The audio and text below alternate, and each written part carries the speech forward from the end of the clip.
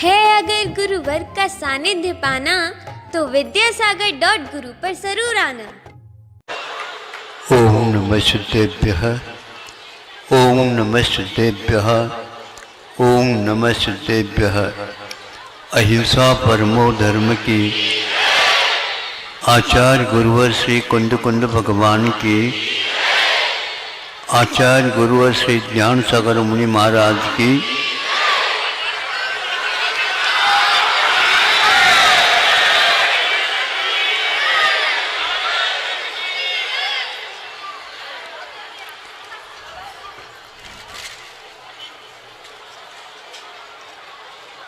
यह विषय आप लोगों को सामने दिया गया है।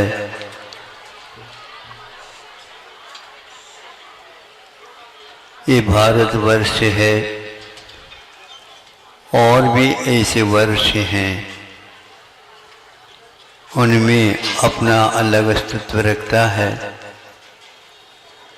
संतों ने समय समय पर इसको उपदिष्ट किया है, प्रेरित की है। जीवन में क्या त्याग करना है और क्या पाना है, क्या नहीं पाना है और क्या अच्छे वस्तु को नहीं छोड़ना है, ये सारे व्यवस्थित कार्यक्रम एक व्यक्ति के लिए बताया। जीवन पाना और जीवन को उत्थान तक ले जाना, ये दो कार्य हैं। पाते तो हैं किंतु क्या पाना चाहिए नहीं पाते। शिक्षा दी जाती है और इस शिक्षा के बिना वह पाना संभव नहीं होता। लेकिन शिक्षा किसकी, यह बहुत सोचने विचारने विषय है। हम किसकी शिक्षा दें? जीवनोपयोगी पदार्थों के कुछ समय के लिए लाभ के लिए शिक्षा आवश्यक है और अंत तो गत्वा भीतरी जो अपना उद्देश्य है उसका लाभ हो जाना, ये शिक्षा का उपसंहार माना जाता है। इन दिनों में वह एक बहुत ऐसा गंभीर विषय हो गया है। विद्यालय तो खुलते जा रहे हैं, लेकिन उसमें क्या शिक्षा, क्या विद्या मिलती है, एक बहुत ही चिंतनीय विषय है। महाराज, आप विद्यालय की खोलने के बारे में कोई चर्चा नहीं करते। जब अपने आप ही खुलते चले जा रहे हैं, अपने आप ही इतने खुलते चले जा रहे हैं, तो उसमें कुछ होता तो होगा। दीवार खड़ी कर देते हैं और नेताओं के माध्यम से उसका उद्घाटन कर दिया जाता है और सब कुछ हो जाता है। लेकिन उनमें क्या गतिविधियां हैं, क्या शिक्षा मिलती, किसकी शिक्षा मिलती है, जीवन में उसका क्या उपयोग है, ये देखते हैं तो बहुत खेद सा हो जाता है, मन खिन्न सा हो जाता है। एक अच्छे प्रशासक व्यक्ति के मुख से हमने सुना कि महाराज, जो आप कहते हैं वो बिल्कुल लग रहा है ऐसा ही है। आज हमें ये ज्ञात हो गया सर्वे से कि भारतीय इंजीनियर 80% किसी काम के नहीं है, ऐसा हमने अपने कानों से सुना। इतने विद्यालय खुल गए हैं, 80% तो उसमें किसी काम के नहीं। आप क्या सोच रहे हो? अपना लड़का इंजीनियर हुआ और वह किसी काम का नहीं, आपको अच्छा लगेगा क्या? लेकिन ये सारा का सारा दोष अभिभावकों के ऊपर चला जा रहा है, अथवा वह इस युगीन प्रभाव में बहकर बहता हुआ वह युवक वर्ग जा रहा है। पैसा खर्च होते हुए भी लोन निकाल करके भी शिक्षा दी जा रही है, लेकिन वह शिक्षा किसी काम की नहीं है। बीटेक, एमटेक, प्रबंधन वाले, एमबीए और यहाँ तक कि अनुसंधान की हुई पीएचडी छात्र जिसको बोलते हैं, वह भी उस लाइन में खड़ा है, क्योंकि ज्ञात हुआ कि हमारे लिए 600, 650 ऐसे पद हैं जिसके काम के लिए हमें आवश्यकता है।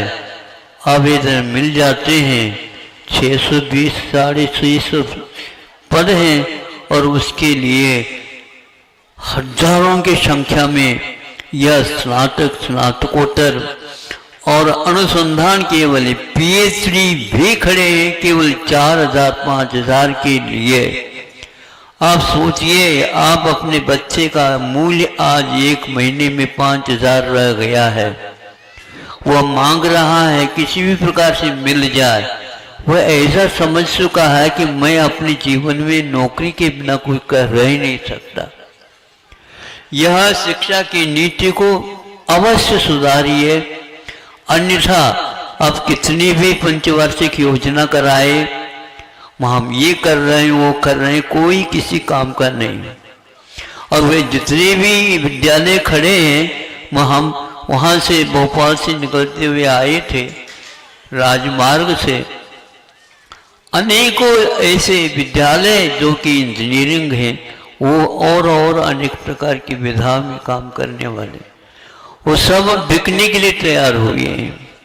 हमारे पास में आ गए, महाराज बिल्कुल आप तो वैसे प्रतिभाशाली खोलते रहते हो, वो बिल्कुल बनी हुई है, आप कोई चिंता ना करो, वो इस लागत में हम दे देते हैं आपको। जब सब सुना भैया, उसमें तो हम संस्कार धाम की बात कर रहे हैं, ये तो गोदाम जैसे बना रखे हैं।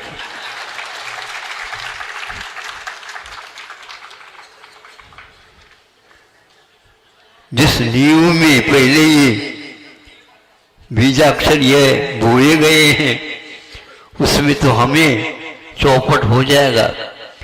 कोई भी श्रम नहीं सिखाया जाता है। जो व्यक्ति धर्म पुरुषार्थ, अर्थ पुरुषार्थ, काम पुरुषार्थ, ये वासना नहीं, संग्रह नहीं, ये और कुछ नहीं, यह एक जीवन को प्रवाहित करने की शैली है। अब यह अनिवार्य होती है और सब जगह यह होना चाहिए, लेकिन एक भी इस प्रकार का कुछ नहीं मिलेगा विद्यालय, तो आप कहाँ जा रहे हो? कर्ज निकाल करके विद्या का हासिल करने के उपरांत भी पुनः नौकरी के लिए यह दशा हो रही है।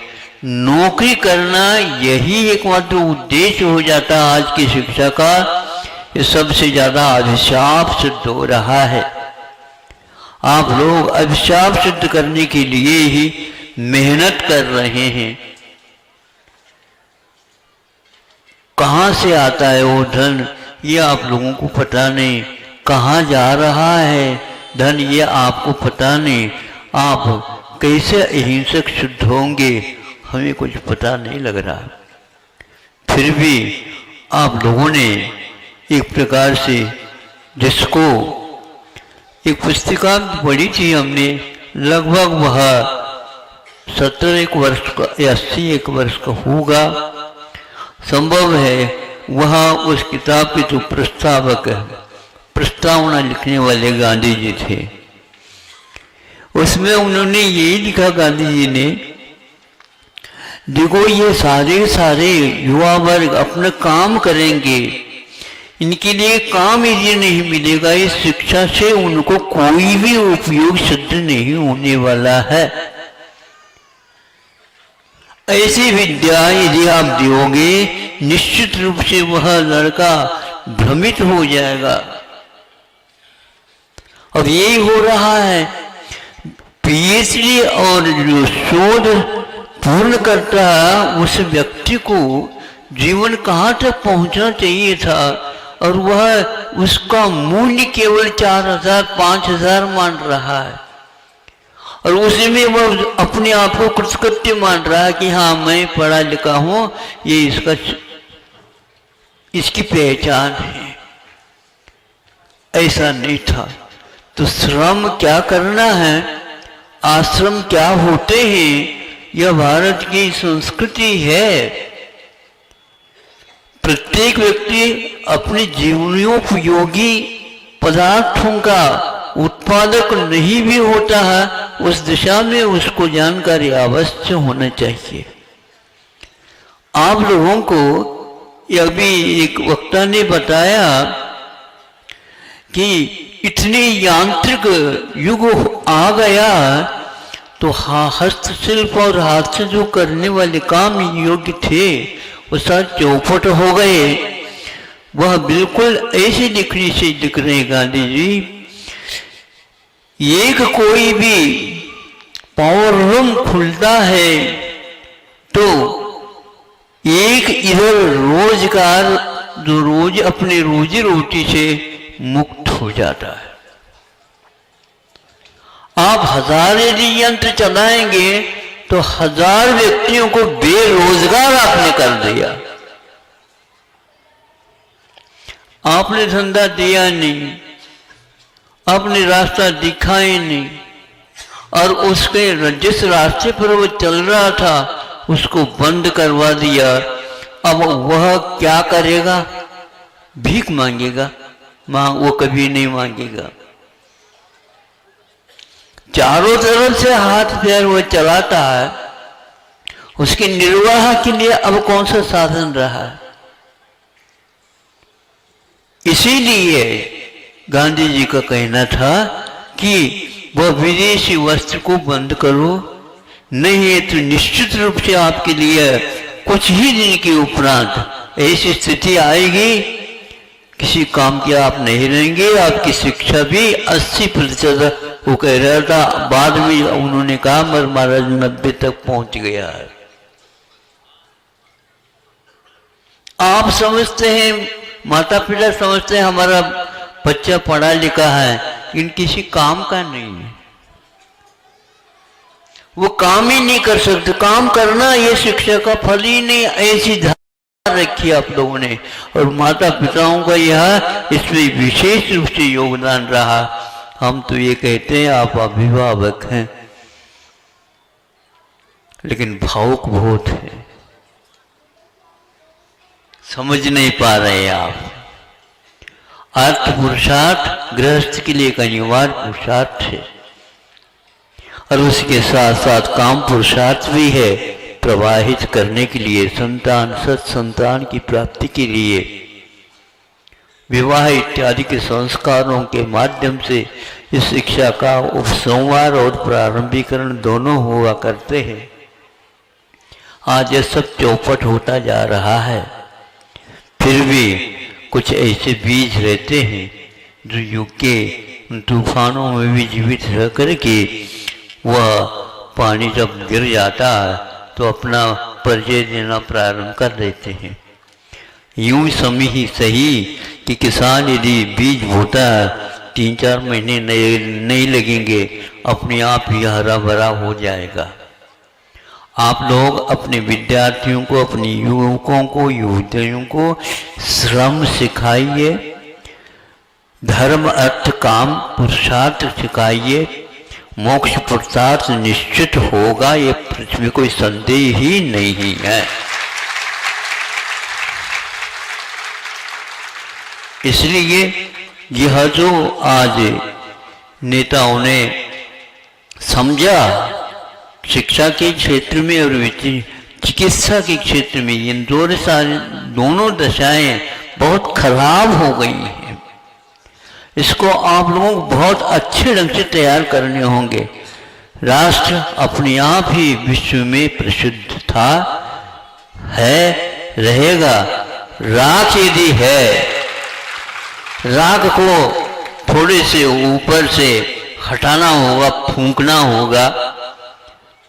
जाजुलमान अग्नि वहां पर है नीचे भीतर, हमें मांगना की आवश्यकता नहीं, थोड़े से पसीने की आवश्यकता है। यदि पसीना नहीं आएगा आपका सीना धोखे में रहेगा। अवश्य नहीं देता हूँ, पसीना बहाइए और श्रम करिए।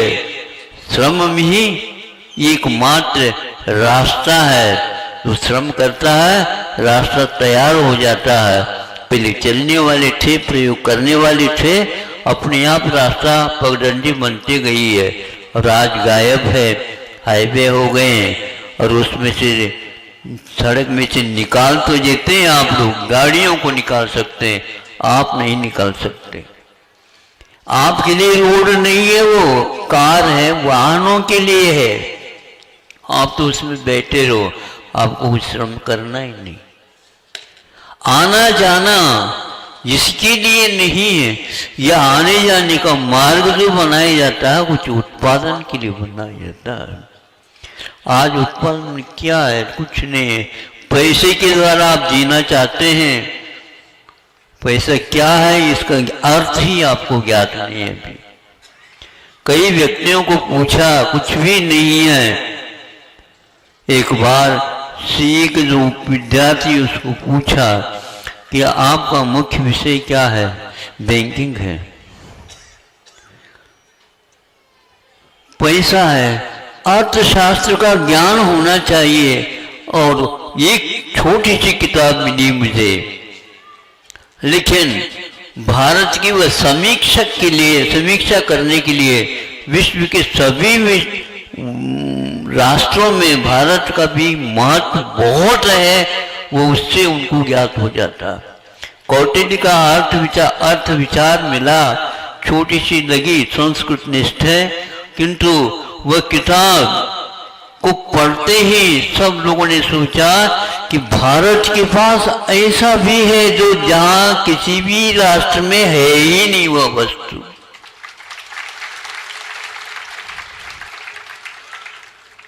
ऐसी शिक्षा उससे मिलती है। उन्होंने ये लिखा है कि ये जिसको आप अर्थ समझते हो, संपदा समझते हो, संपदा है ही नहीं। ये जितनी युवक और युवतियां हैं ये आप लोगों के सही संपदा है। और इनको यदि संस्कारित करोगे आप, निश्चित रूप से आपको पैसे की कोई आवश्यकता नहीं। पैसा तो बीच में एकमात्र पहचान के लिए परिस्थिति है, उसमें कुछ है ही नहीं। यह जो कुछ भी यही है। जिनके पास श्रद्धान है, जिनके पास स्वाभिमान है, जिसके पास श्रम करने की क्षमता है, रुचि है और लक्ष्य है, जीवन बनाया है, वह सारी संपदा है। और वे विलासता के साथ बैठने वाले यदि मानव युवक हो जाएंगे, श्रम से यदि दूर रहेंगे, तो संपदा नहीं आपदा है आप लोगों के लिए।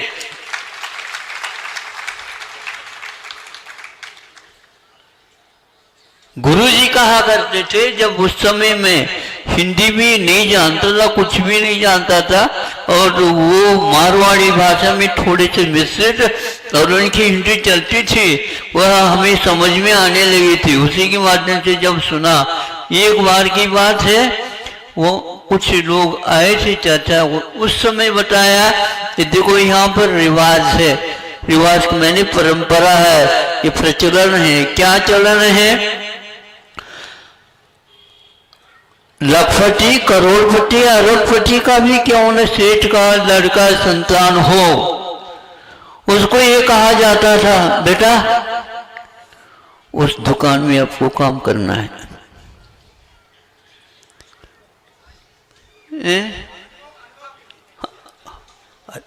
अरे विद्या हो तो बर्बाद में अनुभव हो।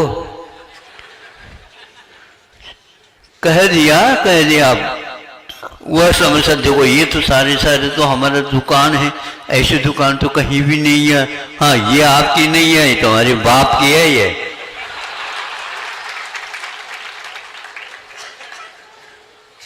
वहां पर जाओ, और उसको पहले से कह रखा, ये बिल्कुल कान पकड़ करके इसको सिखाना है। पिता कभी सिखा नहीं सकता, ध्यान रखो। दुकान तो चला सकेगा लेकिन अब सिखा नहीं सकता। वहां जाओ सीख, क्योंकि जो व्यक्ति लाड़ प्यार के साथ सीखेगा वह सीखेगा नहीं।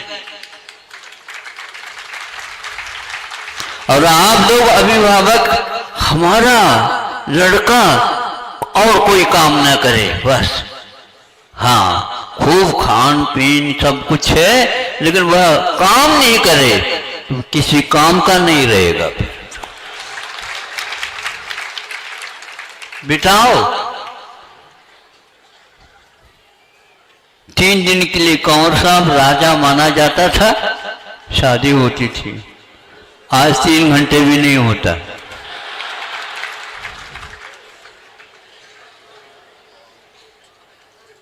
क्योंकि उसके लिए नहीं, काम के लिए।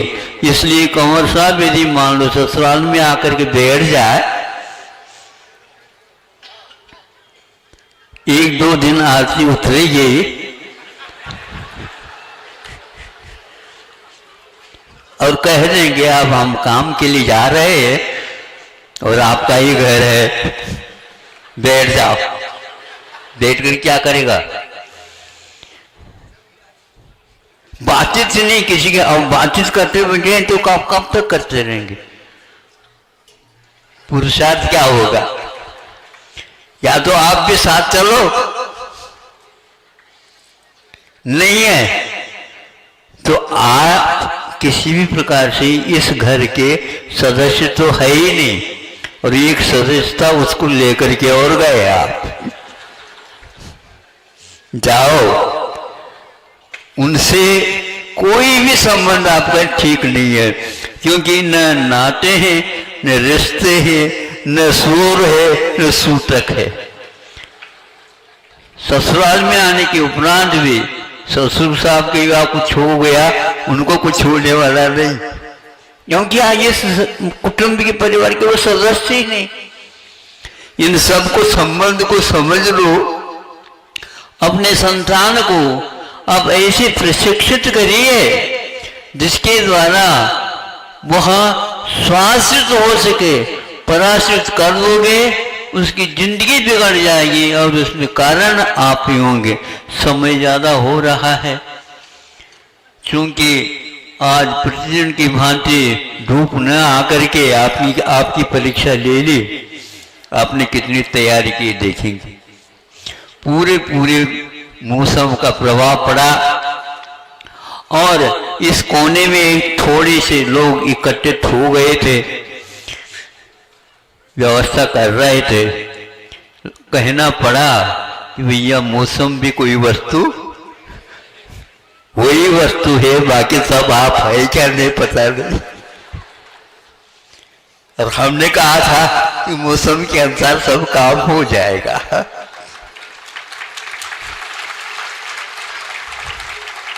कार्यकर्ता हमारे पास पहले आए, क्योंकि महाराज जी को बिठाए बिना तो यहाँ पर कोई आएगा ही नहीं। हमने भी सोचा यहीं पर बैठे रहेंगे तो कोई आएगा ही नहीं। चलो आज प्रभाकर नहीं है तो हम पहले चले जाएं, फिर बाद में उनको भी तो आना ही पड़ेगा,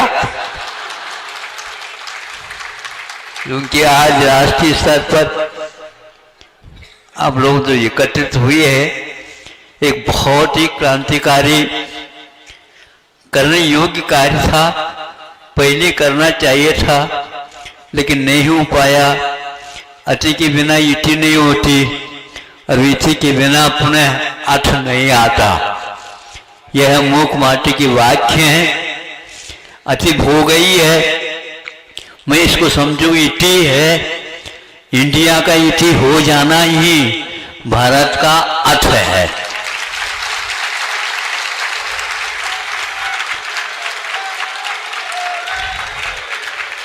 आप लोगों को श्रम से कभी भी मुख नहीं मोड़ना, यही एकमात्र भारतीय संस्कृति है।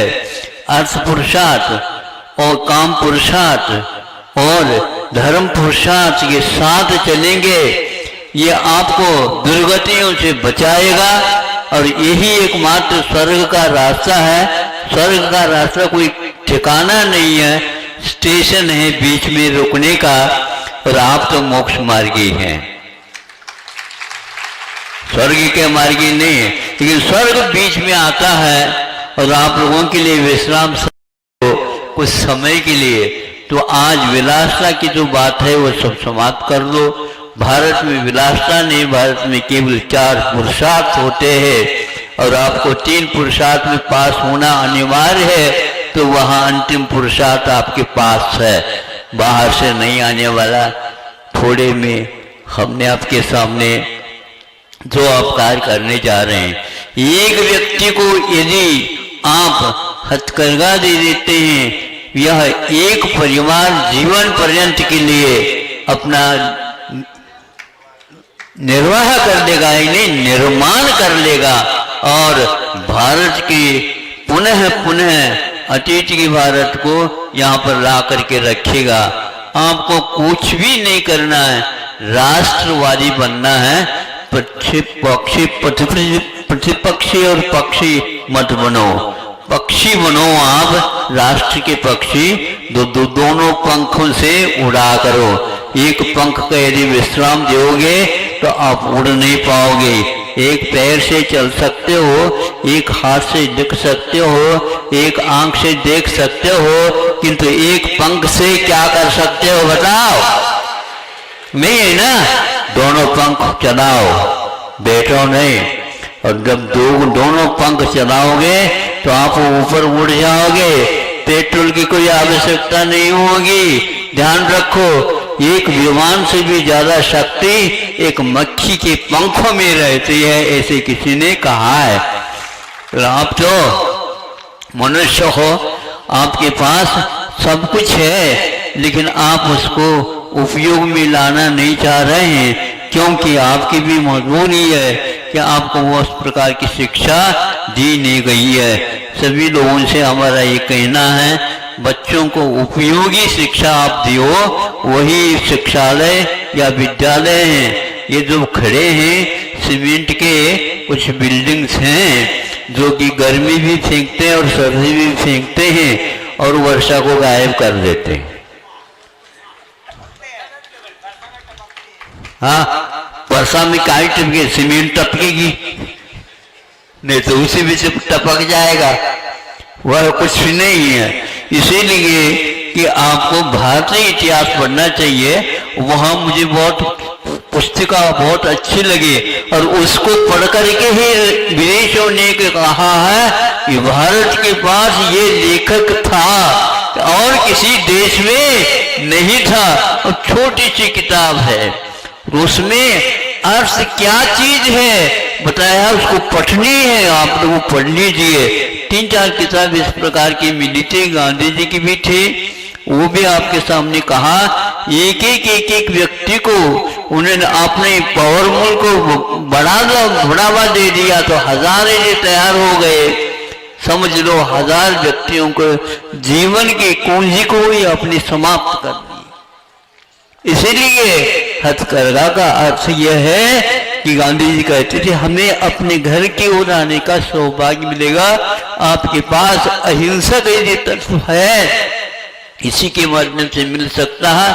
आपके ये जितने भी वस्त्र हैं, विदेशी वस्त्र, ये निश्चित रूप से मांस से प्रभावित या हिंसक से प्रभावित होकर के बने हुए हैं।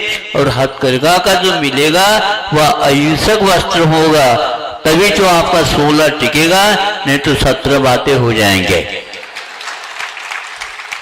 16 का अर्थ यह है कि अहिंसक वस्त्र को निर्माण करना। 16 समझते हो? 16 का अर्थ यह है अहिंसक सूती वस्त्र का निर्माण करने का अर्थ ये पानी छाना जा सकता है और शास्त्र को आचार बनाया जा सकता है और आपकी शील मर्यादा इसको सुरक्षित रखने का प्रावधान हो सकता है। इसलिए विदेशी वस्त्र आभूषण इत्यादि से मर्यादा कायम नहीं रहती। जो भारत की थी पहनाओ, उसी पर आ जाइए। उसी में आपका स्वास्थ्य है, उसी में आपका जो है परमार्थ है, सब कुछ है। आश्वस्त हो करके इस संस्कृति का आप अपने जीवन में स्थान दे दो। जीवन में अवश्य आपका आगे होगा। बहुत सारे है उसमें, ये इन्होंने लिखा है आज्ञाकारी एक लड़का है तो सब कुछ कर देगा, आज्ञा देने वाला है तो क्या होगा आप समझ रहे हैं। आप उसकी आज्ञा में रह जाओ, क्योंकि यदि आपका लड़के को घर में रखना है तो अब घर क्या, तो छुट्टी के दिनों में तो वह घर नहीं होटल बन जाता है। सब कुछ वहां पर हो रहा है।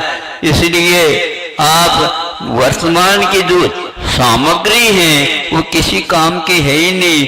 केवल मनोरंजन की सामग्री के निर्माण का नाम एक कोई भारतवर्ष नहीं था, किंतु जीवनोपयोगी अब ये बाहरी जीवन हो गया धर्म अर्थ काम के साथ, किंतु मोक्ष पुरुषार्थ जब चलेगा तो अंतर जगत की बात अभी आप क्या देखा, क्या सुना, क्या सूंगा, कुछ भी नहीं है। उसमें जीने वाला भारत था, किंतु आज क्या हो गया, तो वो हो गया बीच में ऐसा परिवर्तन हो गया, और परिवर्तन का नाम ही संसार है। किंतु अब कुछ दिखने लगा है, वो देख रहा है, तो वह वही देखे जो जीवन उपयोगी है। जीवन में जो उपयोगी नहीं है उस चीज के बारे में बार बार पुरुषार्थ नहीं करना चाहिए। क्षण भंगुर के बारे में अपना मौलिक समय का उपयोग नहीं करना चाहिए। ये शिक्षा आप अपने बच्चों को अवश्य देंगे। सर्वोच्च न्यायालय के न्यायाधीश ने एक बात कही थी कि बहुत अच्छा हुआ भारत ने स्वतंत्रता मिलने के उपरांत साक्षर अभियान प्रारंभ कर दिया, और उसका फल स्वरूप ये निकला कि आज हम 95% तक भारत को सुशिक्षित साक्षर मानते हैं और विश्वास करते हैं। ये हम लोगों के लिए बहुत अच्छा विषय है। हाँ, कहा होगा, लेकिन इसका अर्थ इतना नहीं, इतना सब कुछ हमने किया किंतु परंतु लगाया। किंतु और परंतु का अर्थ क्या होता है, सुनिए आप ये वाक्य, किंतु हमने एक भी नागरिक नहीं बनाया। सुन रहे हो आप? उस एक ऑफिसर IAS ऑफिसर प्रशासक ने कहा कि 80% बच्चे इंजीनियर किसी काम के नहीं है, तो 10 ही 20 ही रह गए काम के। और कितने होंगे, वो विदेशी होंगे। क्या करोगे आप? तो ये है सर्वोच्च न्यायालय ने क्या कहा, आप साक्षर तो हो किंतु आपने एक भी नागरिक नहीं बनाया। इस शिक्षा से क्या मतलब हुआ, नागरिक ही नहीं आप। इसलिए ऐसा हो रहा है, कर्तव्य विमुख हो गए सब। इसलिए नागरिक बने बिना आपका यहाँ पर कोई उद्धार होने वाला नहीं है। तो नागरिक का अर्थ इस शिक्षा में नहीं लिखा गया। जो शासित नहीं होता, अपनी भाषा को नहीं जीवित रखता, अपनी भाषा को जो जीवित नहीं रखता, संस्कृति को वह सुरक्षित रख ही नहीं सकेगा। अपने व्यवहार में भाषा के माध्यम से तो उसका उपयोग किया जा सकता, वो है ही नहीं। आज इंग्लिश इसके स्थान पर आ गया है। हमने मध्यान्ह में कुछ बोलना था, कुछ रहने दो, बाद में देख लेंगे, क्योंकि समय की ओर भी देखना है, क्योंकि छोटे दिन होते हैं। जल्दी जल्दी अब 1:45 बजेगा, आपको देखना है। अहिंसा परमो धर्म कीजिए।